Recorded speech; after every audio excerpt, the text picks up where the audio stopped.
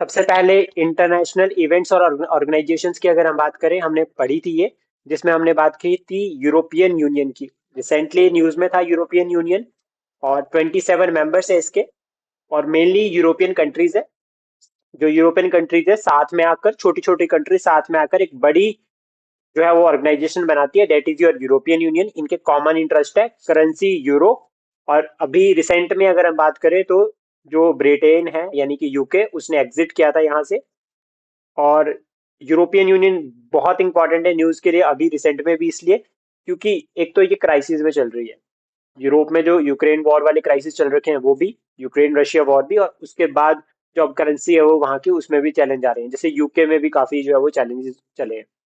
Then उसके बाद बात की थी हमने migration mobility agreement between India and Italy. ये याद रखना किसके बीच में हुआ है, ये इंडिया और इटली के बीच में। इसका अप्रूवल जो है वो हमारी कैबिनेट ने दे दिया है। Italy geographical point of view से इंपॉर्टेंट हो जाता है, क्योंकि एक तो ये लोकेशंस जो है वो यूरोप की मैप में, यूरोप के अकॉर्डिंग जो है वो बहुत इंपॉर्टेंट होते हैं, और मल्टीपल टाइम क्वेश्चंस भी आते हैं, जैसे कि मेडिटेरियन सी में कौन सी कंट्री बॉर्डर शेयर करती है, कौन सी नहीं करती है। इसमें मैप भी साथ में इंक्लूडेड है। और इटली की अगर हम बात करें तो हमने ये बॉर्डर्स की अगर हम बात करें, लैंड बॉर्डर्स की, तो फ्रांस, स्विट्जरलैंड, ऑस्ट्रिया, स्लोवानिया, और साथ में आपका बस ये यही लगते हैं, ठीक है। और अगर हम मेडिटेरियन में बात करेंगे तो यहाँ पर तुनिसिया, अल्जीरिया, और मेडिटेरियन सी बहुत इंपॉर्टेंट होता है, और आर्डिक सी। और कैपिटल जो है वो रोम। इटली के पोर्ट जो है वो बहुत फेमस है, याद रखना, पोर्ट जो है वो इसके बहुत ज्यादा फेमस है। देन उसके बाद की थी हमने यूएन स्टैटिस्टिकल कमीशन की। तो यूएन स्टैटिस्टिकल कमीशन की अगर हम बात करें, 1947 में ये बना है, हेडक्वार्टर इसका न्यूयॉर्क में है। जो हमें याद रखना है, हाईएस्ट जो है वो ग्लोब वर्ल्ड लेवल पर अगर हम बात करें तो हाईएस्ट ग्लोबल स्टैटिस्टिकल सिस्टम है ये, यूएन का है। That means one of the जो यूनाइटेड नेशंस के जो स्पेशल बॉडीज है उसमें से एक बॉडी ये भी है। और रिसेंट में अगर हम बात करें तो इंडिया इसका जो है वो, इंडिया इसका 4 टर्म मेंबर बना है, मतलब 4 साल के लिए इसकी मेंबरशिप होती है, जिसमें इंडिया जो है इसका मेंबर बन गया है। ये इंपॉर्टेंट हो जाता है, याद रखना कि यूएन स्टैटिस्टिकल कमीशन का इंडिया जो है वो रिसेंट में मेंबर बना है। 1947 में ये बन रखा था, जिस जिस वर्ष भारत जो है वो आजाद हुआ है। उसके बाद वर्ल्ड हेरिटेज कमेटी, इंडिया जो है वो इसको चेयर करेगा। इंडिया जो है वो यूनेस्को की है ये वर्ल्ड हेरिटेज कमेटी, इसको चेयर कौन कर रहा है, आपका इंडिया। और यूनेस्को की अगर हम बात करें तो यूनेस्को यूनाइटेड नेशंस की स्पेशलाइज्ड एजेंसी है। देखो, दो स्पेशलाइज्ड एजेंसी हमने अभी कवर कर दी, एक स्टैटिस्टिकल कमीशन वाला और एक यूनेस्को। तो यूनेस्को का काम है हेरिटेज एजुकेशन, मतलब पीस और सिक्योरिटी को प्रमोट करना through heritage education, science and technology, culture की कोलैबोरेशन से। हम देखते हैं यूनेस्को वर्ल्ड हेरिटेज साइट्स का, कितनी वर्ल्ड हेरिटेज साइट्स है इंडिया में यूनेस्को की? 42 सर। 42। और मुझे बताओ रिसेंट वाली कौन सी बनी है अभी?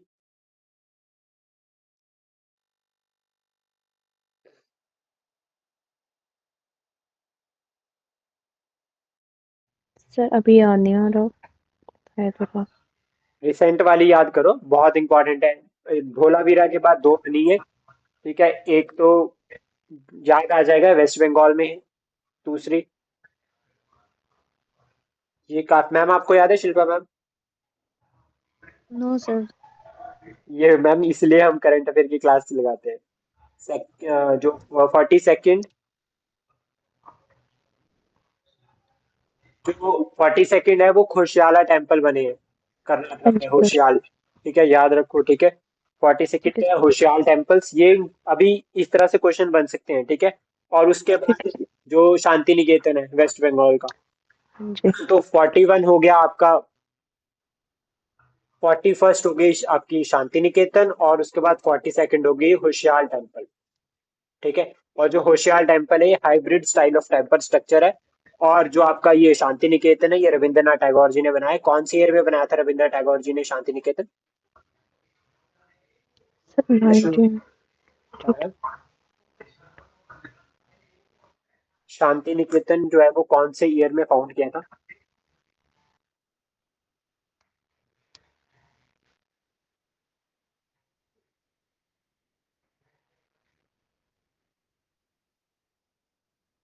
मैम याद करो जल्दी जल्दी, इतना टाइम नहीं है, मैंने बताया भी था क्योंकि तो बहुत कॉमन ईयर है, बहुत कॉमन ईयर, जल्दी याद रहेगा हमेशा।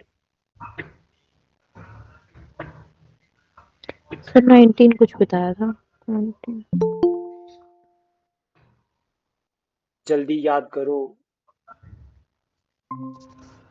शिवानी शर्मा जी, जल्दी बोल। शांति निकेतन कब बना था?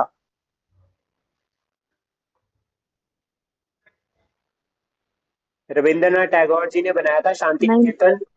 1901। 1901। ये याद ठीक। रखना, 1901, ठीक है। शांति निकेतन।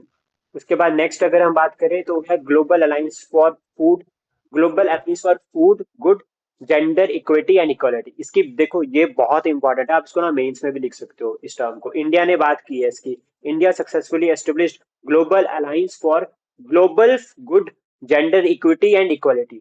इसमें टारगेट है कि प्रमोट करना women empowerment and gender equality. Women empowerment की बात करी जा रही है और जेंडर इक्वालिटी की बात की जा रही है। और कहां पर ये बनाई है? दावोस में, जो आपका वर्ल्ड इकोनॉमिक फोरम का जो समिट हुआ था, वहां पर हमारे प्राइम मिनिस्टर जी ने जो है ये अलायंस को लॉन्च किया। 19 समिट ऑफ नाम, नाम का 19 समिट युगांडा में हो रखा है।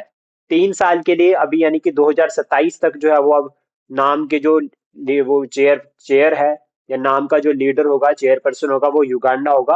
और कहाँ से? अजरबैजान से जो है वो अब युगांडा के पास शिफ्ट हो गया है। नाम जो है वो नाम का जो फाउंडिंग है वो इंडिया भी है। कोल्ड वॉर के टाइम पे नाम बना था। दो जो ब्लॉक्स थे आपका, रशिया और यूएसएसआर, इन दोनों के बीच में लड़ाई चली थी।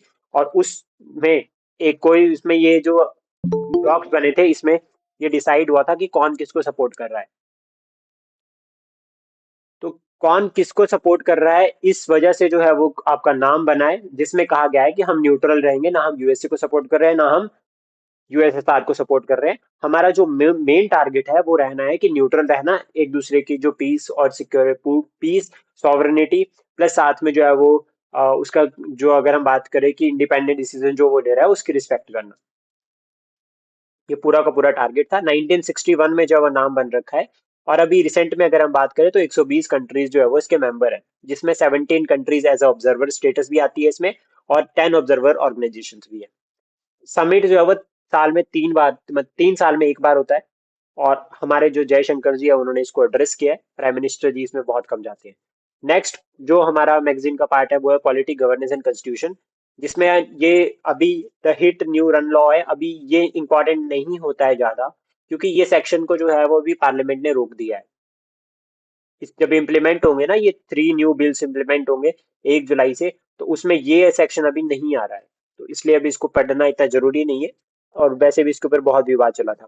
देन उसके बाद है supreme court legal service committee. Supreme court legal service committee जो है ये लिंक अप कर रही है नेशनल लीगल सर्विस अथॉरिटी के साथ। अभी रिसेंट में क्या हुआ है कि जस्टिस बी आर गवई जो है, उनको जो है वो इसका चेयरमैन बनाया है सुप्रीम कोर्ट ने।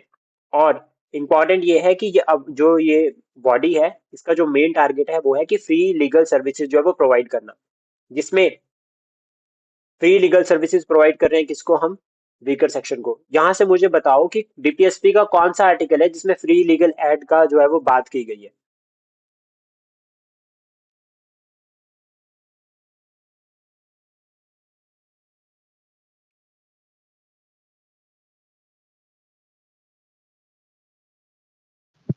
सर आर्टिकल 39 है शायद। ठीक है, ध्यान रखना इसको, इंपॉर्टेंट है ये काफी।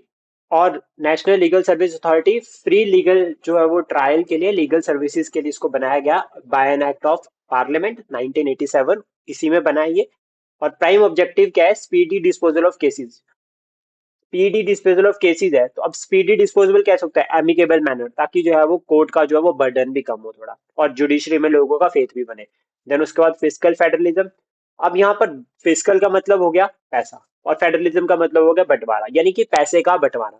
अब यहाँ से दो कंसेप्ट बहुत इंपॉर्टेंट होते हैं। पहले तो मुझे बताओ, फाइनेंस कमीशन कौन से आर्टिकल के अंडर मेंशन है? सबका आंसर आना चाहिए इसमें। 280 सर। 280 में। अब टू मुझे एट्टी बताओ, फाइनेंस कमीशन को कौन अपॉइंट करता है? कमीशन को president. President. President of India. First finance commission जो है वो कौन से ईयर में बना था? 1951 में सर। 1951। फाइनेंस कमीशन का जो टर्म होता है वो कितना होता है? कितने साल का टेन्योर होता है? 5 इयर्स का। 5 ईयर। कितने मेंबर्स होते हैं? 5 4 5। 5 मेंबर्स होते हैं, 4+1, एक चेयरमैन होता है प्लस एक। हाँ जी। अब मैं आपको एक काम देता हूँ कि पिछले चार जो प्राइम मिनिस्टर, जो फाइनेंस मिनिस्टर है, फाइनेंस कमीशन या कह सकते हैं फाइनेंस कमिश्नर है जो, उनको याद कर लेना। जैसे कि आपका 13 से शुरू हो जाओ, 13, 14, 15 और 16, ये चारों के चारों के सीक्वेंस याद कर लेना, और उसके बाद एक पहला भी याद कर लो। पहला कौन था? 13, 14, 15, 16, ये याद होने चाहिए, मैं आपसे कल क्लास में पूछूंगा ये। ठीक है। Physical federalism clear? फिजिकल मतलब पैसा, और फेडरलिज्म मतलब बंटवारा, यानी कि पैसे का बंटवारा कौन करता है? फाइनेंस कमीशन जो है वो रेकमेंड करता है, करती है सरकार ये। उसके बाद दूसरा इंपॉर्टेंट आर्टिकल है, वो है 279, जिसमें मैंने बात की थी, आपका है GST council, constitutional body by an act of parliament, और कॉन्स्टिट्यूशनल अमेंडमेंट एक्ट हुई थी हमारी 101, जिसके बाद जो वो जीएसटी बनी है। जीएसटी का जो काउंसिल होती है उसको कौन चेयर करता है?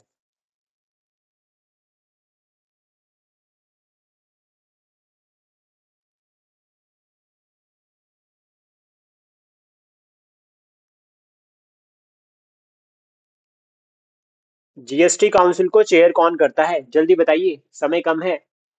Finance minister of India. Finance ministry of India. अच्छा मुझे बताओ, फर्स्ट फाइनेंस मिनिस्ट्री कौन थी इंडिया की? मतलब फर्स्ट लेडी कौन थी इंडिया की finance minister, lady Indira finance Gandhi. Minister of India? Gandhi थी हाँ जी, सर। हाँ जी। इंदिरा इंदिरा गांधी। गांधी। और फुल टाइम कौन है? निर्मला सीतारमन। हाँ निर्मला जी। सीतारमन जी। सो नेक्स्ट न्यूज पे चलते हैं। 15 फाइनेंस कमीशन, इंटरिम बजट और vote on account. Interim budget का मतलब सिंपल सेंस में ये हो गया कि जब फुल टाइम बजट नहीं आ रहा है, जिस साल इलेक्शन होने होते हैं उस वर्ष, उस लास्ट वर्ष जो ईयर होता है उसमें जो है वो, अब जैसा आज के टाइम पे हो रहा है कि अब देखो इलेक्शन तो मई जून में हो रहे हैं, लेकिन उससे पहले भी जो है वो अब सरकार चलानी है, हमारा फाइनेंशियल ईयर तो खत्म हो रहा है। तो उस केस में जो है वो जो इंटरिम बजट आता है, फुल टाइम बजट नहीं होता है। नेक्स्ट जो न्यू सरकार बनेगी वो बजट अपना खुद रखेगी, तो ये इंटरिम बजट हो गया। देन वोट ऑन अकाउंट का मतलब हो गया पैसा निकालना, कंसोलिडेटेड फंड ऑफ इंडिया से जो पैसा निकलेगा अप्रोप्रिएशन बिल के थ्रू, उस प्रोसेस को वोट ऑन अकाउंट बोलते हैं, कि कितना पैसा आपको चाहिए, कितना निकालना है, कितना खर्चा हो रहा है। इन शॉर्ट सिंपल यही समझो। और हमारी जो फाइनेंस मिनिस्टर है वो 6 टाइम का इस टाइप का इंटरिम बजट जो है वो उन्होंने पेश किया है पार्लियामेंट में। और इंटरिम बजट वैसे तो इंपॉर्टेंट नहीं होता, एग्जाम पॉइंट ऑफ व्यू से क्वेश्चन जो है वो बहुत रेयर इसमें से आते हैं, बट लेकिन जो इसमें स्कीम्स इंट्रोड्यूस होती है वो आगे वाले बजट में लिंक अप होके तब इंपॉर्टेंट हो जाएगा। तो ये ध्यान रखना, इसलिए इंटरिम बजट को अगर पढ़ लोगे तो मोस्ट ऑफ द केस में क्या होता है, जो नेक्स्ट बजट आने वाला होता है वो इजी रहता है पढ़ना। देन उसके बाद है डिफॉल्ट बेल। डिफॉल्ट बेल की अगर हम बात करें, डिफॉल्ट बेल में एक सिंपल सी कहानी अगर मैं आपको बताऊं, सिंपल ये कि जैसा इन्वेस्टिगेशन हो रही है, किसी पर्सन को पकड़ लिया, देन उसके बाद इन्वेस्टिगेशन प्रोसेस शुरू कर दी, लेकिन कोई इन्वेस्टिगेशन का रिजल्ट ही नहीं आ रहा। अब वो पर्सन ना तो वो एक दोषी सिद्ध हो रहा है, ना वो निर्दोष सिद्ध हो रहा है, तो उस केस में ये डिफॉल्ट बेल अप्लाई होती है। समझ आया? Yes, no? हाँ जी सर, आ गया। देन उसके बाद है diamond jubilee of supreme court. देखो सुप्रीम कोर्ट जो है वो बहुत इंपॉर्टेंट होने वाला है। मुझे आर्टिकल बताओ कि कौन से आर्टिकल के तहत जो है वो सुप्रीम कोर्ट में अपॉइंटमेंट होती है? 124। 124। कौन अपॉइंट करता है सुप्रीम कोर्ट के जजेस को? प्रेसिडेंट। रिमूव कौन करता है? रिमूव सर पार्लियामेंट करती है। जोर से बोलो, सारे बोलो, ज्योति मैम ही थोड़ी ना आंसर देंगे। ठीक है, नेक्स्ट क्वेश्चन। मुझे बताओ कि जो अपॉइंटमेंट ऑफ जजेस को लेकर एक कॉन्स्टिट्यूशनल अमेंडमेंट हुई थी, उस अमेंडमेंट वो कौन सी अमेंडमेंट, कौन से नंबर वाली अमेंडमेंट?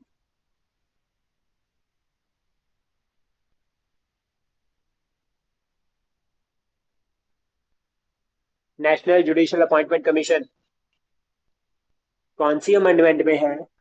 कौन बताएगा जल्दी जल्दी?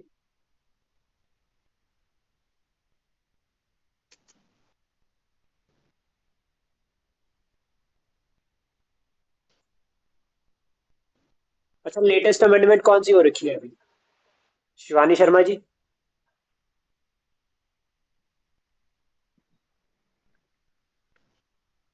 पता नहीं सर। 99th जो अमेंडमेंट हो रखी है वो लिंक अप कर रही है national judicial for appointment of commission. ठीक है, नेशनल जुडिशियल अपॉइंटमेंट कमीशन जिसको नल डिक्लेयर किया था, नल एंड वॉइड डिक्लेयर किया था बाद में, सुप्रीम कोर्ट ने कहा था कि ये अनकॉन्स्टिट्यूशनल मूव है। ठीक है, और जो रिसेंट लेटेस्ट जो अमेंडमेंट है वो 104 105 105th कॉन्स्टिट्यूशनल अमेंडमेंट है। 105th कॉन्स्टिट्यूशनल अमेंडमेंट में क्या है, कोई बता सकता है?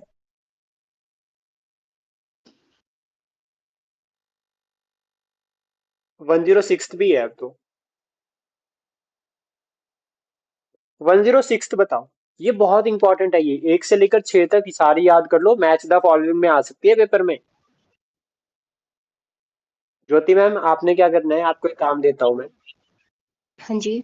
1 से लेकर 6 तक की जितने भी अमेंडमेंट्स है, एक एक तरफ अमेंडमेंट लिखनी और दूसरी तरफ उसका ईयर, और उसके बाद तीसरे कॉलम में लिखना कि इसमें क्या हो रखा है, और उसके एक फोटो खींच के फिर ग्रुप में अपलोड करना। Okay sir, okay. बताओ 106, जल्दी जल्दी कौन बताएगा? अरे बहुत इंपॉर्टेंट है, भारतीय वुमेन नारी, रिजर्वेशन होगा। वुमेन, इसीलिए तो मैं पूछ रहा हूँ इतनी जोर जोर से, इतनी जल्द, मतलब उसमें women reservation bill 106 constitutional amendment, याद रखना बहुत इंपॉर्टेंट है। पास हो गया वो? हाँ जी, अच्छा। एक्ट तो बन गया है, इम्प्लीमेंट नहीं हुआ अभी। Diamond jubilee of supreme court, 75 साल का हो गए हमारे सुप्रीम कोर्ट जी को। और अगर हम बात करें सुप्रीम कोर्ट, तो बहुत इंपॉर्टेंट इसलिए क्योंकि एक तो इलेक्टोरल बॉन्ड स्कीम गई, इलेक्टोरल बॉन्ड स्कीम चली गई। मुझे बताओ इलेक्टोरल बॉन्ड में जो बॉन्ड इशू होता था उसकी एज कितनी थी, कितने साल, कितने उम्र तक, कितनी उम्र थी उस बॉन्ड की? 15 दिन। 15 दिन। ठीक है, और इसको इशू कौन करता था? Are SBI. आरबीआई तो नहीं करता, नहीं सर, एसबीआई। एसबीआई, याद रखना। और अभी रिसेंट में एक जजमेंट और आ गई है, दूसरी जजमेंट कौन सी है, जिसमें जो आपका चंडीगढ़ का मेयर है उसको हटा दिया। ठीक है, तो इससे क्या होता है, हमें ये सिद्ध होता है कि जुडिशरी क्या कर रहा है, डॉक्टर, मतलब जो आपका doctrine of check and balances है उसको प्रमोट कर रहा है एक तरह से। So this is about judiciary. And next उसके बाद चलते हैं डिफेंस और सिक्योरिटी पे, डिफेंस एंड सिक्योरिटी पे। तो KH-2022 मिसाइल, ये न्यूज में है। ये मिसाइल जो है वो किसकी है, रशिया की है, सोवियत, मतलब रशिया की ये मिसाइल है, और अभी रिसेंटली ये यूज भी की है। सुपरसोनिक मिसाइल है ये, सुपरसोनिक क्रूज मिसाइल। अब सुपरसोनिक, हाइपरसोनिक और एक बैलिस्टिक, इनमें डिफरेंस क्या है? इसमें डिफरेंस है इनके स्पीड का, कि कौन कितनी तेजी से चल रही है, और साथ में एक स्पीड और दूसरा डिस्टेंस। अब देखो बैलिस्टिक है वो थोड़ा ऐसे कर्व करके इस तरह से जाएगी, वो इस तरह से हिट करेगी, तो वो लॉन्ग डिस्टेंस ले लिया, लेकिन सुपरसोनिक क्या है, बिल्कुल सीधा जाके हिट कर देगी। लॉन्ग डिस्टेंस होगी, स्पीड भी है, और मैक्सिमम स्पीड भी है इसमें। इनके स्पीड के अकॉर्डिंग इनको डिफाइन डिफाइन किया गया है। और आई थिंक 5 कुछ करके है इसमें, कि 5 मिलियन 5 किलोमीटर पर मिनट कुछ ऐसा करके है इसमें, जिसके अकॉर्डिंग जब उसकी स्पीड मेजर की जाती है। सुपरसोनिक, हाइपरसोनिक और बैलिस्टिक, ये तीनों बहुत इंपॉर्टेंट होते हैं। क्वेश्चन फिर पिछले साल भी आ रखा है यहाँ से, और अभी भी आने के चांसेस है। KH-2020 KH-22 मिसाइल किसकी है, रशिया की, याद रखना। उसके बाद है agreement on provision of attack against the nuclear installation and facilities. अब ये क्या है, ये एक एग्रीमेंट है जो इंडिया पाकिस्तान के बीच में हुआ था पहले कभी, जिसमें कहा गया है कि भारत और पाकिस्तान जो है वो, जितना हमारे पास न्यूक्लियर जो मटेरियल है, जितना हम न्यूक्लियर जो रिसर्च वर्क कर रहे हैं, एटम कुछ भी जो है वो हम एक दूसरे के शेयर करें। इंडिया पाकिस्तान को बताएगा, पाकिस्तान का लिस्ट शेयर करेगा, और पाकिस्तान इंडिया के साथ शेयर करेगा कि देखो मेरे पास इतनी सारी मिसाइल्स है। और इंडिया बोलेगा फिर तेरे पास तो कम है, मेरे पास देख, मेरी लिस्ट ही खत्म नहीं हो रही है। फिर पाकिस्तान बोलेगा ये मेरे पास तो थोड़ी सी थी, ये भी मैंने चाइना से उधार ले रखी है, कुछ इस तरह से। ये एग्रीमेंट मैं सिर्फ कहानी के तौर पे आपको समझाने की कोशिश कर रहा हूँ, कि दो लिस्टें जो है वो एक्सचेंज होती है न्यूक्लियर डील वाली। और ये 1991 में जो है ये साइन हुआ था ये pact, sorry came into force है। और साइन जो है वो 1988 में हुआ था। ये ध्यान में रखना, काफी इंपॉर्टेंट है ये वैसे। अब यहाँ से जो हमारे लिए इंपॉर्टेंट हो जाता है वो है न्यूक्लियर नॉन प्रोलिफिकेशन ट्रीटी, यानी कि एनटीपी। एनटीपी का मतलब ये हो गया कि NTP is an international treaty, ये एक इंटरनेशनल ट्रीटी है जिसका जो मेन टारगेट है वो क्या करना है, न्यूक्लियर जो आप वेपन्स को जो ये यूज कर रहे हो, प्रिवेंट इसका स्प्रेड हो रहा है, कि सबके पास न्यूक्लियर एनर्जी है, इसको रोकना। इसका मेन टारगेट ये है। ठीक है, और 191 कंट्रीज जो है वो इसको ज्वाइन कर चुकी है। कुछ countries like south Sudan, India, Pakistan और इसराइल ने इसको ज्वाइन नहीं किया है। नॉर्थ कोरिया ने ज्वाइन किया था बट विड्रॉ कर लिया कि हम जो है, तो अभी इंडिया ने इसको ज्वाइन इसलिए नहीं करते कि इंडिया एक शांति प्रिय देश है। इंडिया कहता है कि मैं इसको ज्वाइन नहीं कर सकता, क्यों? क्योंकि मेरे दोनों पड़ोसी जो है वो न्यूक्लियर एनर्जी वाले हैं, चाइना भी और पाकिस्तान भी। तो अगर वो दोनों करेंगे तो मैं कर दूंगा, अदरवाइज मुझे खुद की सेफ्टी के लिए जो है वो न्यूक्लियर रखना पड़ेगा। इसमें इंडिया ये भी कहता है कि हम पहले यूज नहीं करेंगे। फर्स्ट यूज वाला डॉक्ट्राइन हमने अप्लाई किया है कि हम फर्स्ट यूज नहीं करते हैं। नेक्स्ट उसके बाद सेकंड केस में हम कर सकते हैं, अगर कोई हमारे ऊपर जो है वो परमाणु अटैक करता है। इसमें फेमस लाइन भी है अटल बिहारी वाजपेयी जी की, कि उन्होंने ये कहा भी था कि पाकिस्तान जो है वो ये धमकी देता है रिगार्डिंग द, कि मैं जो हूँ वो दिल्ली पर अटैक कर दूंगा, ठीक है, और दिल्ली पर जो है वो बॉम्ब फेंक दूंगा, परमाणु बॉम्ब फेंक दूंगा। तो उसके रिगार्डिंग जो है वो फेमस लाइन भी है, जो अटल बिहारी जी ने कहा है कि मैं एक देश एक सिटी खोने को तैयार हूँ, लेकिन जो अगले दिन सुबह फिर जो है वो पाकिस्तान नक्शे में नहीं होगा। सुनी है ना आप सबने ये लाइन आइकॉनिक?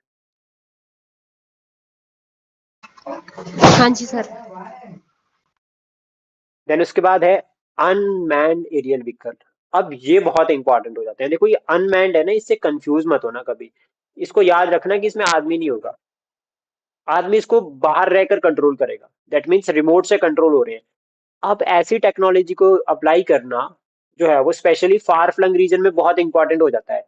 तो जैसा अब आपको मान लो लिखने के लिए आ जाता है मेंस में कि बॉर्डर एरियाज में जो है वो क्या क्या स्कोप है इंप्रूवमेंट के, जिससे जो है वो एक तो इनफिल्ट्रेशन को भी कंट्रोल किया जाए, और दूसरा वहां पर जो है वो कैजुअलिटीज भी ना हो। तो अब वहां पर ये एग्जांपल लिख सकते हो कि यार हमें अनमैन्ड एरियल व्हीकल का यूज करना चाहिए, जिससे जो है वो क्या होगा कि वो एक ऐसा व्हीकल होगा जिसमें आदमी नहीं है सबसे पहले, और एक मशीन है। तो मशीन जो है वो गलतियां नहीं करती है, मशीन गलतियां नहीं करेगी, तो उससे क्या है कि इन्फिल्ट्रेशन को अच्छे से रोका जा सकता है। तो आप लिख सकते हो इसको।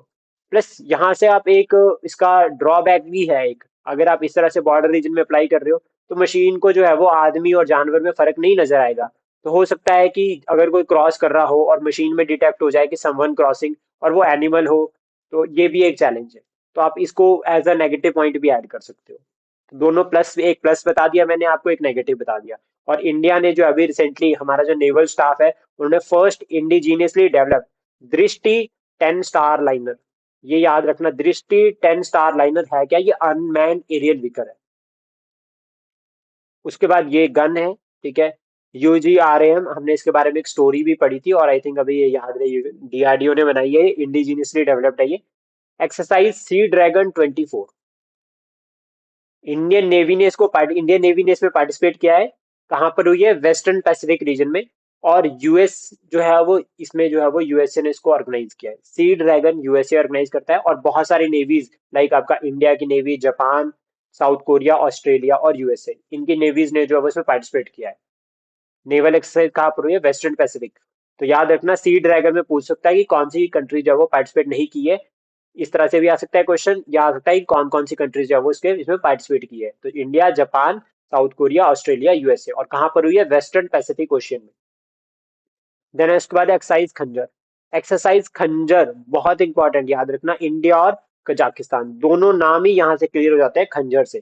के से याद रखना कजाकिस्तान। यहाँ पर, और कहाँ पर हुए? हिमाचल में, बकलो में। बकलो कहाँ पर है हिमाचल में प्रेजेंट टाइम में? कांगड़ा में सर। एनीवन फ्रॉम चंबा में। कांगड़ा? चंबा में कौन बोला? चंबा में नहीं सर, बकलो। कांगड़ा वाले बोल रहे हैं, कांगड़ा वाले बताओ कहाँ से कहाँ पे है? कौन कौन है अभी क्लास में?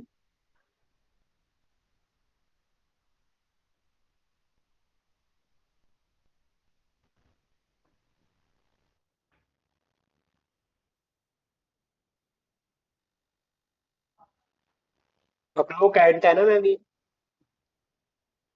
हाँ जी सर। कहाँ पर है ये? कांगड़ा में ही है सर। मैम कितना श्योर हो कांगड़ा में है ये? कितने परसेंट हाँ श्योर हो? जी। आप जम्मू में रहते हो ना अब? हाँ जी। तो बताओ कहाँ नहीं पर सर, है ये? पर कांगड़ा में ही है। शिल्पा मैम कहाँ पर है बकलो?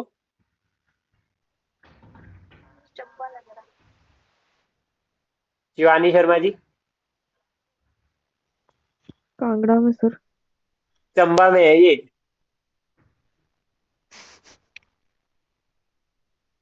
मैंने तभी तो कहा कि शिवाती मैम अब जो है वो कहाँ रहते हैं, जम्मू में।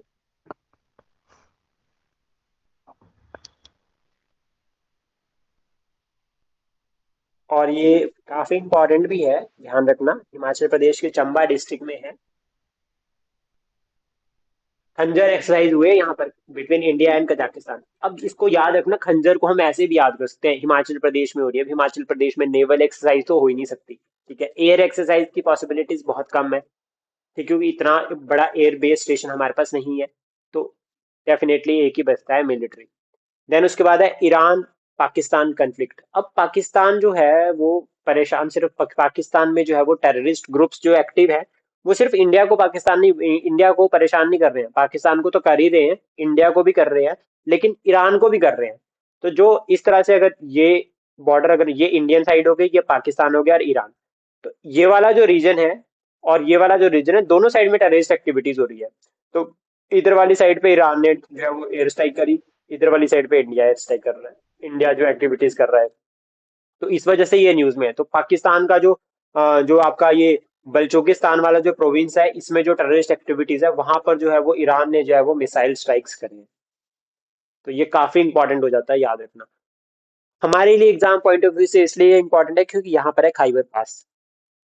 खाइबर पास जो है वो यहाँ पर है। उसके बाद है cyclone second exercise, cyclone second. ये बहुत इंपॉर्टेंट साइक्लोन एक्सरसाइज है, याद रखना। इंडियन आर्मी, ठीक है, इंडियन आर्मी की जो आपका एक इंडियन आर्मी की यूनिट हो गई, ठीक है, कहाँ पर पहुंची, इजिप्ट में पहुंची, जहां पर जो है वो इंडिया और इजिप्ट के बीच में ये ज्वाइंट एक्सरसाइज हुई है। इंडिया इजिप्ट के बीच में जो ज्वाइंट एक्सरसाइज हुआ है, साइक्लोन सेकंड, ये बहुत ज्यादा इंपॉर्टेंट है, याद रखना, इंडिया और इजिप्ट के बीच में हो रखी है साइक्लोन सेकंड। क्योंकि हम ये भूल सकते हैं कि साइक्लोन सेकंड हमारे माइंड में, वहां पर एक ऑप्शन आएगा कि ये डिजास्टर प्रिपेयर करने के, डिजास्टर प्रिपेयरनेस से रिलेटेड है, वहां डायरेक्ट हमारे माइंड में स्ट्राइक करेगा। तो उसको अवॉइड करने के लिए याद रखना कि ये जो है वो एक तरह से क्या है, आपका इंडियन आर्मी एक आर्म एक्सरसाइज है बिटवीन इंडिया एंड इजिप्ट। और पहला एडिशन जो है वो उसका जोधपुर में हुआ था, राजस्थान, 2023 में। तो ये याद रखना। उसके बाद है एक्सरसाइज अयोध्या। अब ये मेडन बायलेटरल एक्सरसाइज है, सबसे पहला तो याद रखना, मेडन बायलेटरल पहली एक्सरसाइज है, ठीक है, between Indian navy and royal Thailand, Thailand navy, यानी कि थाईलैंड की नेवी और इंडियन नेवी के बीच में हुई है। इसके भी जो है वो आप इस तरह से शॉर्ट नोट्स बना सकते हो और फुल डिटेल भी जो है वो पढ़ सकते हो।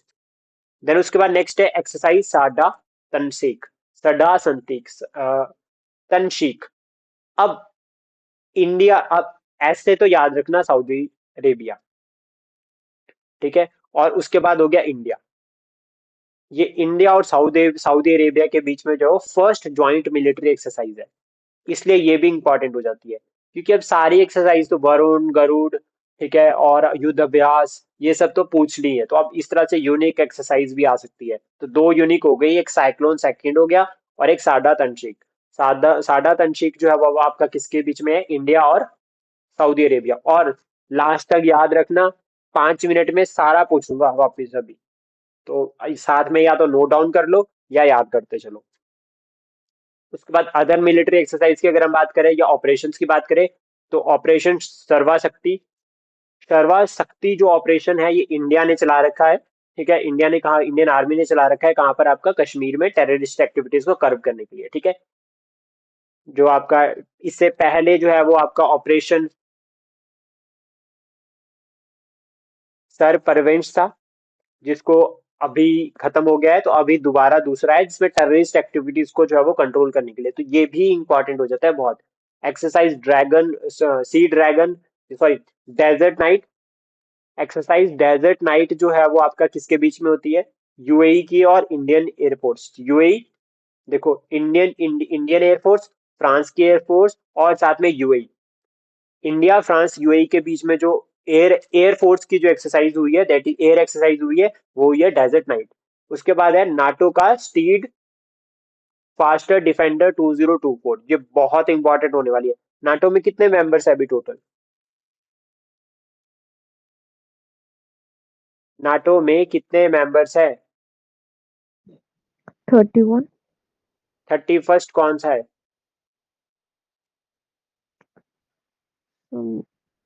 एंड से है। हाँ, फिनलैंड। ऐसा ही होता है, भूल जाते हैं। नहीं सर। कौन सा ऐसा है, कौन सा है, जल्दी बताओ। फिनलैंड ही है सर। फिनलैंड, ठीक है, याद रखना। हाँ जी। और ये बहुत इंपॉर्टेंट है, इसलिए क्योंकि ना कोल्ड वॉर के बाद ये बहुत बड़ी एक्सरसाइज जो है वो नाटो कर रहा है। कोई बता सकता है नाटो कौन से ईयर में बना था? नाटो का फाउंडिंग ईयर कौन सा है? 60 समथिंग में। पता। नाटो जो है कौन कब बना है? 1960? नहीं सर, आगे भी होगा कुछ। अच्छा, आगे मतलब कौन सी साइड में जा रहे हो, 1970s की तरफ को या पीछे? नहीं सर, 71 वाली लाइन में उसमें होगा। अच्छा, 49। तो इतना इतना बड़ा तुक्का ना मारो मैम।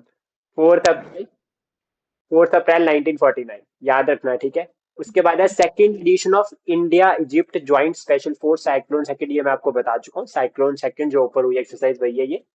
उसके बाद है space and technology, bubble baby syndrome, अभी ब्लू बेबी तो था ही था, अब ये बबल बेबी सिंड्रोम भी है। और आई थिंक यहाँ से शुरू करना है हमने आज। नहीं, ये कवर कर चुके हैं हम। बबल हाँ जी सर। बेबी सिंड्रोम, ये ना genetic, very rare genetic disease है, डिसऑर्डर है, जेनेटिक है। अब पहला क्वेश्चन तो यही बन सकता है कि सबसे पहले बताओ मुझे जेनेटिक डिजीज होती क्या है, कौन सी जेनेटिक डिजीज होती है, और फिर जेनेटिक डिजीज के एग्जांपल्स भी दो। आई थिंक 4-5 लोग हैं तो सबसे एक एक दो दो एग्जांपल आ जाने चाहिए।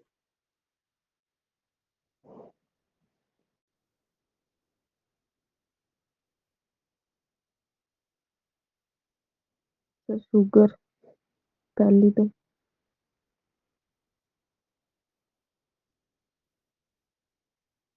हम्म। शुगर हो गई। शुगर जेनेटिक होती है?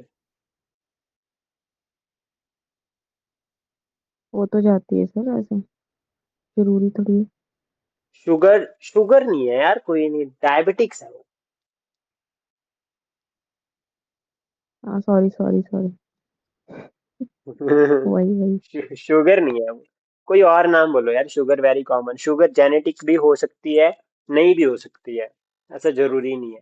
कोई और रीजन दो, कोई और बताओ। Sir asthma. चलाओ। हम अस्थमा कैसे जेनेटिक होगा? जेनेटिक डिजीज होती क्या है पहले तो मुझे ये बताओ। शिल्पा मैम, क्या होती है जेनेटिक डिजीज? मतलब जो जीन्स में होती है, आगे फिर ट्रांसफर हो जाती है।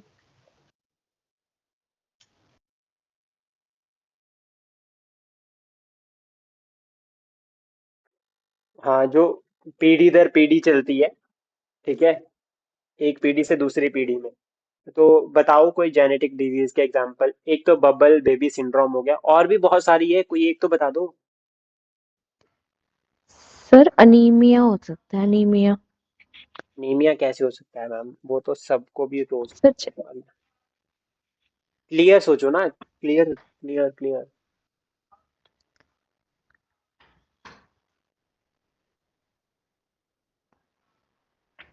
शिल्पा मैम है आप क्लास में?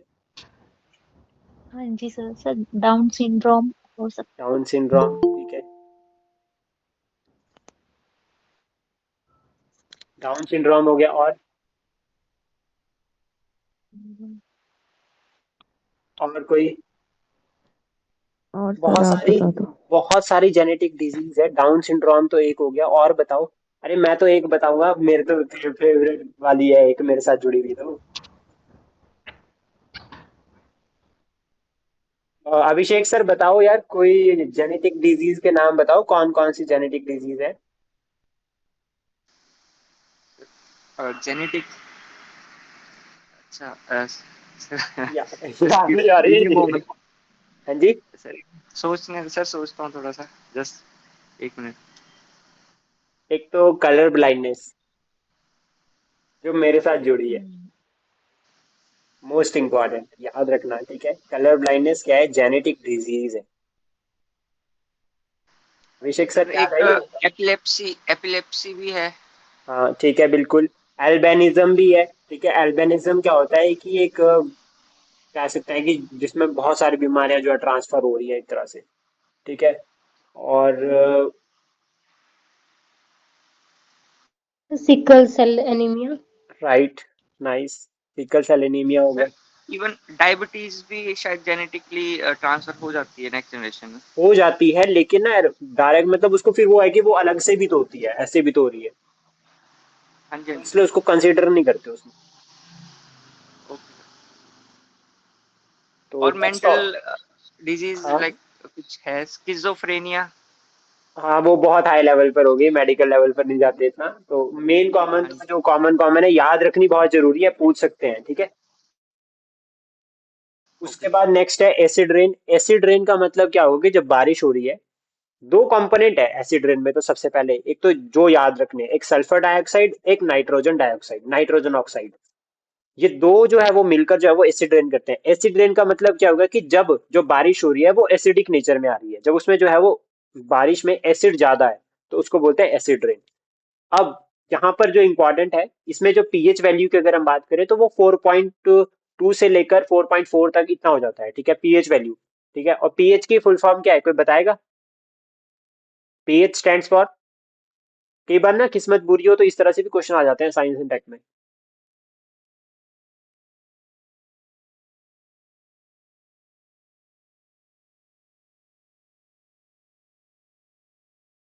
जल्दी बताओ। PH sir stands for. Potential हाँ हाँ, potential of hydrogen. Potential of hydrogen, या फिर इसको और दूसरा नाम क्या है इसका?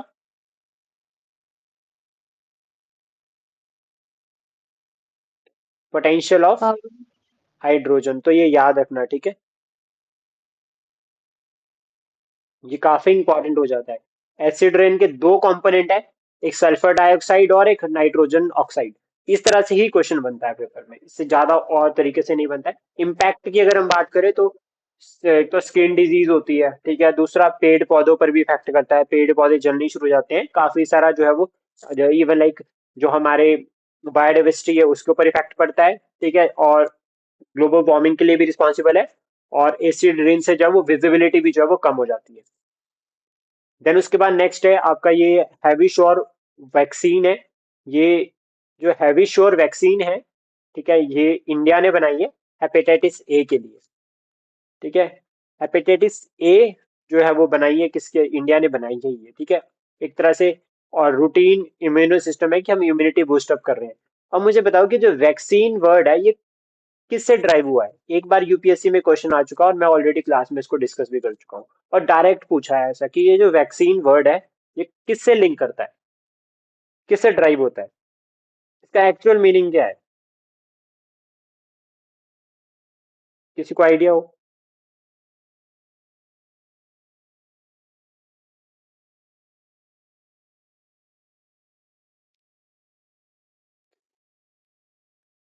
तो ये मैं बता देता हूँ कि जो वैक्सीन वर्ड है ये काउ पॉक्स से, काउ से डिवाइड होता है, काउ से ड्राइव होता है। ठीक है, एक वायरस था उसके नाम पर ये रखा गया है, याद रखना। ये वायरस का नाम मुझे याद नहीं आ रहा है, बट लेकिन जो है वो ये ड्राइव होता है काउ से। तो वहां चार ऑप्शन थे तो उसमें एक काउ भी था। तो उसका आंसर दूर दूर तक नहीं सोचा था उस टाइम ने कि यूपीएससी इस तरह का क्वेश्चन भी पूछ सकता है। तो याद रखना ये वैक्सीन जो है वो कहाँ से ड्राइव हो रहा है, काउ से। देन उसके बाद है India's international science festival 2023। India's international science festival 2023 ये कहाँ पर हुआ है? फरीदाबाद, हरियाणा में।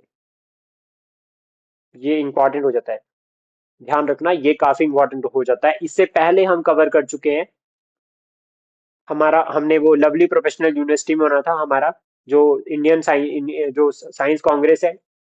ठीक है, इंडियन साइंस इंडियन क्या होती है, इंडियन साइंस कांग्रेस होती है ना एक, वो जो होनी थी वो कहाँ होनी थी, लवली प्रोफेशनल यूनिवर्सिटी में होनी थी, 109 सेशन।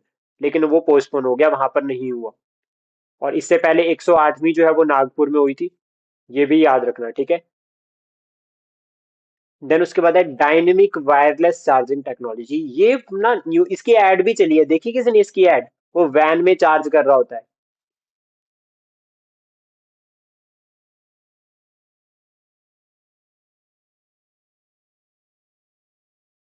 अभी क्या है कि इसके रिगार्डिंग ये कहा गया है कि इलेक्ट्रिक व्हीकल, जैसा अब हम प्रमोट कर रहे हैं इलेक्ट्रिक व्हीकल्स को, तो उसमें ये बात कही गई है कि इलेक्ट्रिक व्हीकल्स जो है वो चार्ज उसके स्टेशन पर ही होंगे। तो अभी यहाँ पर बात की है डायनेमिक वायरलेस की, अब जो चार्जिंग है वो वायरलेस होंगे। वायरलेस का मतलब क्या होगा कि वो या तो सोलर एनर्जी से चल सकते हैं या फिर कोई अदर सोर्स होगा, लेकिन वो क्या होंगे, वायरलेस होंगे। तो अब इस चीज को हम प्रमोट कर रहे हैं ताकि जो है वो हमें ज्यादा जो है वो इंफ्रास्ट्रक्चर में ज्यादा दिक्कत ना आए। उसके बाद ये कैमरून, ये वैसे ही बहुत इंपॉर्टेंट होने वाला है। कैमरून, कैमरून ने क्या किया है, वर्ल्ड की फर्स्ट मलेरिया वैक्सीन जो है प्रोग्राम जो है वो लॉन्च किया है फॉर चिल्ड्रन। ये किसने किया है, कैमरून ने। वर्ल्ड का first malaria vaccine programme for children that is started by Cameroon, जिसमें ये टारगेट है कि बाय 2025 तक हम क्या करेंगे, ओवर 6 मिलियन जो है वो बच्चों को जो है वो वैक्सीन लगाएंगे। ये टारगेट है, ध्यान रखना।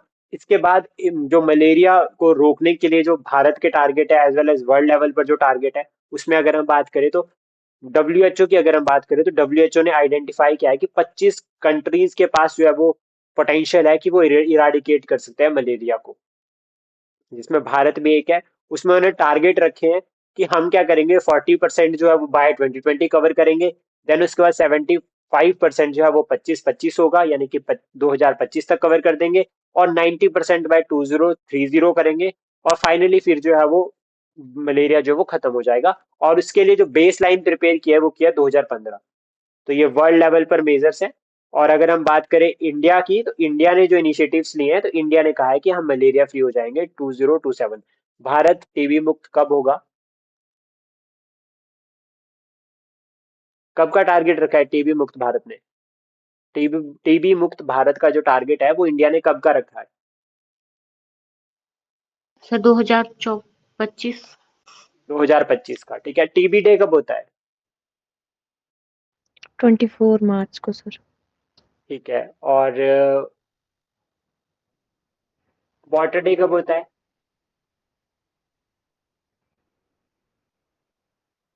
ये डेज ना अलाइड में आते हैं, तो इसलिए डेज को भी याद करो, बहुत इंपॉर्टेंट है, इग्नोर नहीं करना। वाटर डे कब होता है? मार्च में सर। मार्च में था 24 सर या 22। 22 मार्च को। ठीक है। अब हाँ जी। बताओ अर्थ डे कब होता है? अप्रैल में कौन सी 22। अप्रैल?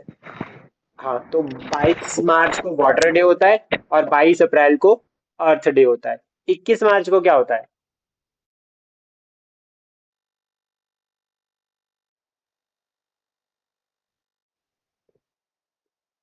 बहुत इंपॉर्टेंट है, साथ साथ में ही कवर हो जाएंगे ना, ये तो अच्छा रहेगा, नोट भी कर लेना इनको शिवाती मैम, इवन लाइक बाकी सब भी नोट कर सकते हैं। 21 मार्च को होता है फॉरेस्ट डे, 22 को होता है वाटर डे, 23 को कौन सा होता है?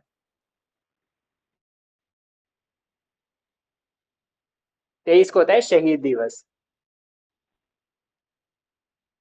तो जो आपका सब भगत सिंह जी को फांसी दी गई थी। और 24 को होता है टीबीटी। और 22 अप्रैल को हो रहा है अर्थ डे, याद रखना। और 21 अप्रैल को क्या होता है, ये तो सबको पता होगा। यूपीएससी हाँ, civil services. Civil services day. ठीक है, ये याद रखना, सिविल सर्विसेज डे होता है 21 अप्रैल। तो आई थिंक 5 डेज मैंने आपको बता दिया, अब ये कभी नहीं भूलने चाहिए। तो इंडिया ने टारगेट सेट किया है 2027 का, ये याद रखना, इंपॉर्टेंट है। हेपेटाइटिस ए की अगर हम बात करें तो ये वायरस है एक, हेपेटाइटिस ए वायरस, जो इसको कॉज करता है, लीवर को इफेक्ट करता है ये मेनली। अब क्वेश्चन किस तरह से बन सकता है, क्वेश्चन खाली हेपेटाइटिस ए से नहीं बनेगा, क्वेश्चन बन सकता है आपको कि हेपेटाइटिस टाइप्स है ना इसके, hepatitis A B C D ई।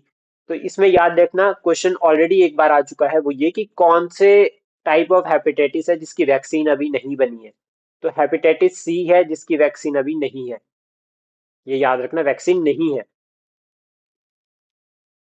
उसके बाद है कैबो वर्डे इन न्यूज, ये बहुत इंपॉर्टेंट है कैबो वर्डे। ये कैबो वर्डे क्या है कि, या फिर इसको ऑल्सो कहते हैं केप वर्डे भी हम इसको कहते हैं, ठीक है। एक छोटा सा केप मतलब टिप ऑफ द कॉन्टिनेंट, वहां पर ये रीजन है। इसको मलेरिया फ्री कंट्री डिक्लेयर किया है वर्ल्ड हेल्थ ऑर्गेनाइजेशन ने। वर्ल्ड हेल्थ ऑर्गेनाइजेशन ने इसको क्या किया है, मलेरिया फ्री। थर्ड कंट्री बनी है वर्ल्ड की। अब बात करते हैं फर्स्ट दो कौन सी है। तो थर्ड है ये। तो फर्स्ट कौन सी है आपका? एक अल्गेरिया और दूसरा मॉरिशियस। अल्गेरिया और मॉरिशस के बाद कैबो वर्डे जो है वो वर्ड भी कह सकते हैं इसको हम। कैबो वर्ड जो है वो थर्ड कंट्री बनी है मलेरिया फ्री। मलेरिया फ्री का टारगेट इंडिया का 2027। क्लियर?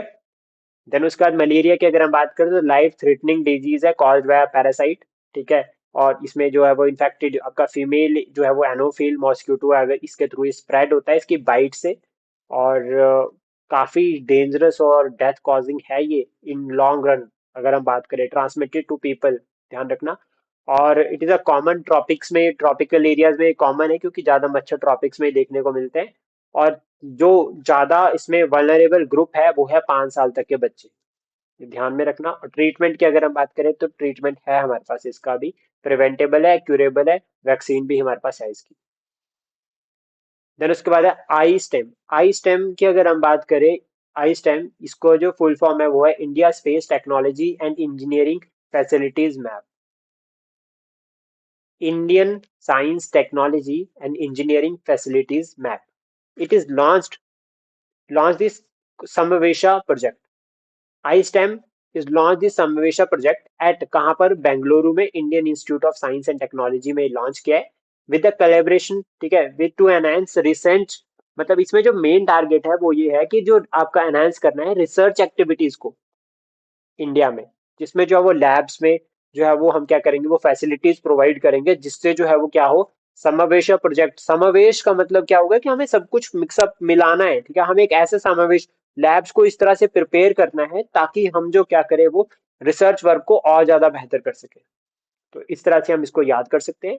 और इसके साथ ही यहाँ पर एक मेन टारगेट ये भी है कि हम एक पोर्टल बना रहे हैं, one nation one portal. One nation one portal का मतलब ये हो गया कि जैसे मान लो मैं साइंटिस्ट हूँ, मैंने कोई रिसर्च वर्क किया तो मैं उस पोर्टल पे डाल दूंगा। ज्योति मैम या शिवानी मैम या शिल्पा मैम, आप लोग भी क्या हो, साइंटिस्ट हो, आप भी क्या करते हो कि कोई वर्क करते हो, फिर आप उसको क्या करते हो, उस पोर्टल पे डाल देते हो। फिर अब एक साइंटिस्ट जो है वो शिवाती शिवाती मैम है जो अदर कंट्री में बैठे हैं, वो भी अगर इस पोर्टल के साथ जुड़े हैं तो रिसर्च वर्क कर सकते हैं। तो इससे क्या है कि डाटा जो है, रिसर्च डाटा जो है वो उस पोर्टल पे मिलेगा। तो क्या है, रिसर्च वर्क में जो है वो मोर इंप्रूवमेंट होगी। तो ये मेन टारगेट रखा गया है इसका। देन उसके बाद है हुंटिंग हुंटिंगटन हुंटिंगटन डिजीज। ठीक है, अगर हम बात करें तो ये न्यूरो डिजनरेटिव डिसऑर्डर है जो कि अफेक्ट कर रहा है हमारे नर्वस सिस्टम को। और it is caused by a mutation of HTT gene. ठीक है, देखो कुछ जीन्स जो होते हैं वो डेंजरस भी होते हैं कि जब ये आपस में म्यूटेट कर रहे हैं डिजीज, और यहाँ से ये प्रोड्यूस करते हैं HTT प्रोटीन जो कि बहुत डेंजरस होती है। फाइनली ये बाद में एक तरह का कैंसर ही होता है। ठीक है, बाद में फिर converted into a cancer. X-ray एक्सपोसेट भी हम इसको कह सकते हैं, अगर इन शॉर्ट याद करो। एक्सपोसेट इंडिया ने लॉन्च किए अभी। और ये कब लॉन्च किए थे? आपके 1 जनवरी को ये लॉन्च किया सैटेलाइट। एक्सपो या एक्सरे सैटेलाइट से एक्सरेज को स्टडी करने जा रही है, पोलराइजेशन को। ठीक है, ये काफी इंपॉर्टेंट है, जो polarisation in the medium X-ray band. अगर हम कहें कि याद रखना, सबसे पहले तो एक्सपोसेट लॉन्च किया इसरो ने, कब लॉन्च किया? 1 जनवरी को। मेन टारगेट है एक्सरेज को स्टडी करना, जो पोलराइजेशन हो रही है उसको स्टडी करना। उसके बाद है कर्मन लाइन इन न्यूज। ये बहुत इंपॉर्टेंट है कर्मन लाइन। देखो सबसे पहले तो ये क्या है, अबव सी लेवल, इतना याद रखना। 100 किलोमीटर लोकेटेड, 100 किलोमीटर यानी कि 6 to 2 miles above sea level कहाँ पर है? It is an imaginary line. ठीक है, that demarcates the earth atmosphere from space. Earth atmosphere from space यानी कि 100 किलोमीटर ऊपर, धरती के सी लेवल से 100 किलोमीटर ऊपर चल रहे हैं। और ये क्या है, कर्मन लाइन क्या है, एक इमेजिनरी लाइन है जहां से जो है वो आपका क्या है, जहां तक आपका एटमोस्फेयर, जहां तक अर्थ का एटमोस्फेयर है। किसी ने ये लाइन सुनी थी पहले, आज से पहले? No sir. न्यू है। तो कर्मन लाइन वैसे यूनिक है थोड़ा सा। अगर एग्जामिनर का वो कह सकते हैं ना कि अगर उसको पेपर टफ बनाना है तो वो पूछ भी सकता है इस तरह से। ठीक है, ये ध्यान में रखना। उसके बाद नेक्स्ट है, जो नेक्स्ट हमारा टॉपिक है वो है इनसेट 3D सैटेलाइट। इनसेट मतलब देखो यहाँ कंसेप्ट ही याद रखना, इनसेट और 3DS। तो इनसेट 3DS सैटेलाइट जो है वो design for enhance meteorological observation.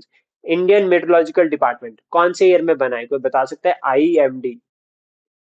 कौन से ईयर में एस्टेब्लिश हुआ है? एक बार ये पेपर में क्वेश्चन आ चुका है ऑलरेडी, मैच द फॉलोइंग में। आईएमडी कब एस्टेब्लिश हुआ था? जल्दी जल्दी बताइए। इंडियन मेट्रोलॉजिकल डिपार्टमेंट कौन से ईयर में एस्टेब्लिश हुआ था?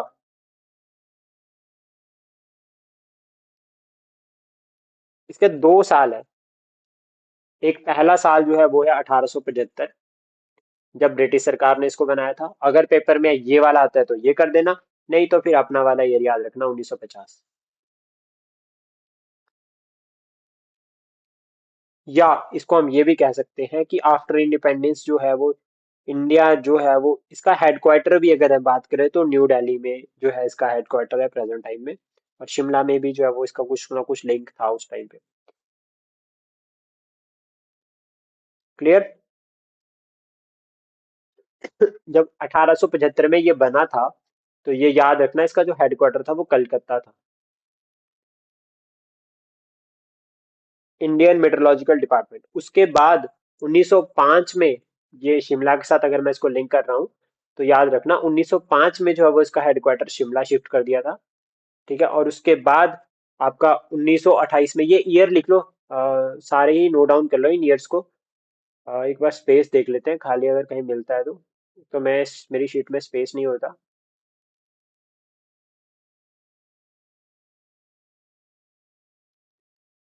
सबसे पहला जो है वो है 1875, यहाँ पर जो हेडक्वार्टर था वो था कलकत्ता में। उसके बाद 1905 में इसका जो हेडक्वार्टर आ गया वो आ गया शिमला। फिर उसके बाद 1928 में इसका हेडक्वार्टर चले गया पुणे। देन उसके बाद आपका 1944 में इसका हेडक्वार्टर चला गया दिल्ली। तो फाइनली अभी दिल्ली में है।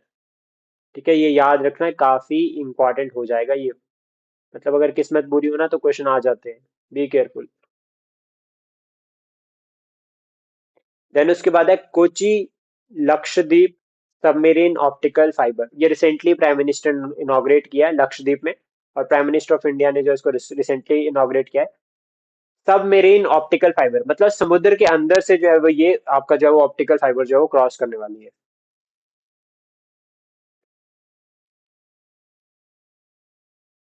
क्लियर? देन उसके बाद हबल स्पेस टेलीस्कोप है। हबल स्पेस टेलीस्कोप ने जो है वो रिप्लेस किया था किसी टेलीस्कोप को, उस टेलीस्कोप का नाम क्या है?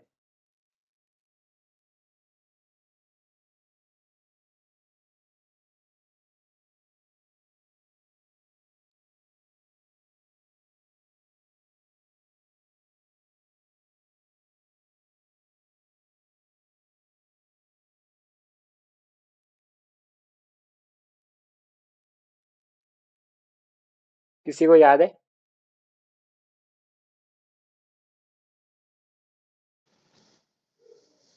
स्किप हो गया माइंड से। मतलब क्वेश्चन मैं भी उल्टा बोल रहा हूँ, बट लेकिन फिर भी हाँ याद आ जाएगा। मैं कह रहा हूँ, मैं तो, मेरा थोड़ा सा क्वेश्चन गलत हो गया। हबल जो स्पेस टेलीस्कोप है उसका भी सक्सेसर कौन है? अब याद आ जाएगा। हाँ, अभी आया था कुछ टाइम पहले, 1 साल पहले ऑलमोस्ट। हाँ, बहुत इंपॉर्टेंट है, मोस्ट एडवांस्ड है इसलिए बोल रहा हूँ। ऐसे ऐसे क्वेश्चन ना बनते हैं और हम ना भूल जाते हैं एक्चुअल में।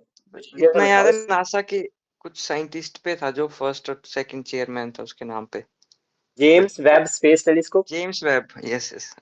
तो ये याद रखना, जेम्स वेब स्पेस टेलीस्कोप जो है वो अब क्या है आपका सेकंड जो है वो, मतलब जो हबल का जो है वो आगे लीड कर रहा है, मोस्ट एडवांस है। ठीक है, और ये हबल स्पेस टेलीस्कोप की अगर हम बात करें तो ऐसा नहीं है काम नहीं कर रहा है, काम ये कर रहा है, लेकिन अब एडवांस और भी आ गया है। पहले तक हबल था, अब दूसरा आ गया। तो रिसेंटली अगर हम बात करें, इन्होंने कैप्चर किया है स्पाइरल गैलेक्सी की, एक इमेज कैप्चर की है इसने, इस तरह से ये रही।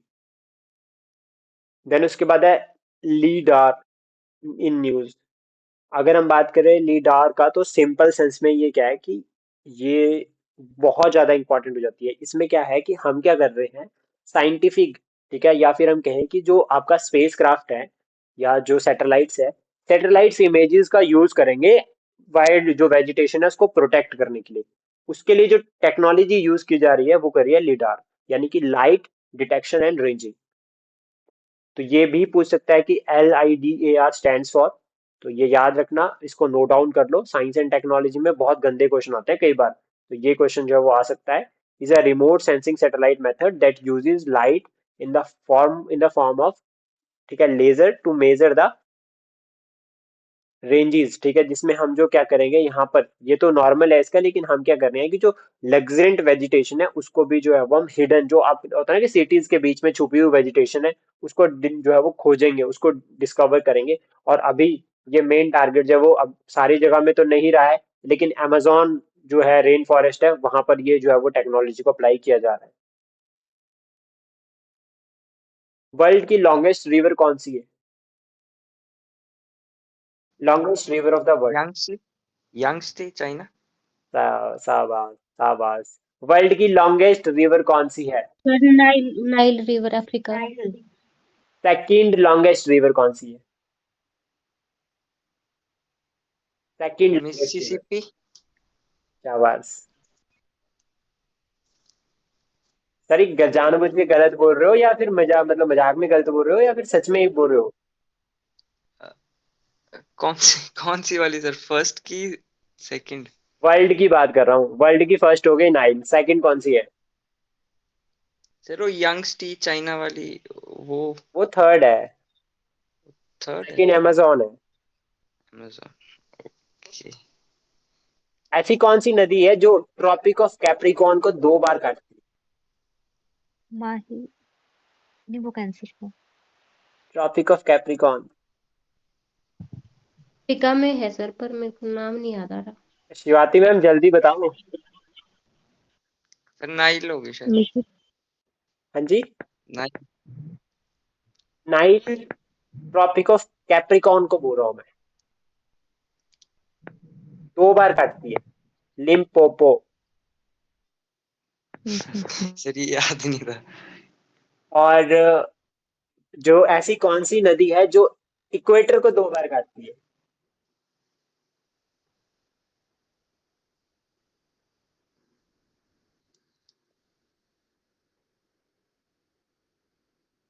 आई थिंक मुझे ना वो रिकॉर्डिंग ऑफ कर देनी चाहिए क्योंकि